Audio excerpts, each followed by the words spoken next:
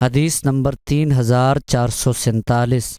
حضرت معبد بن سیرین فرماتے ہیں، ہم نے حضرت ابو سعید رضی اللہ تعالیٰ عنہ سے پوچھا، کیا آپ نے رسول اکرم صلی اللہ علیہ وسلم سے عزل کے بارے میں کچھ سنا ہے؟ انہوں نے فرمایا ہاں، پھر پہلی حدیث کی طرح ہے۔ حدیث نمبر 3448۔ حضرت ابو سعید خدری رضی اللہ تعالیٰ عنہ فرماتے ہیں، رسول اکرم صلی اللہ علیہ وسلم کے سامنے عزل کا ذکر کیا گیا تو آپ نے پوچھا، تم میں سے کوئی شخص ایسا کیوں کرتا ہے؟ آپ نے یہ نہیں فرمایا کہ تم یہ کام نہ کرو، کیونکہ جو نفس بھی پیدا ہونے والا ہے اللہ تعالیٰ اسے پیدا کر کے رہے گا۔ حدیث نمبر 3449۔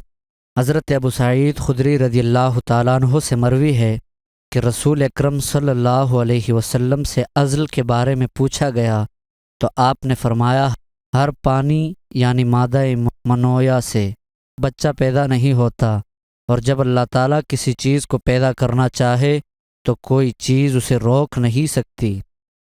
حدیث نمبر 3450۔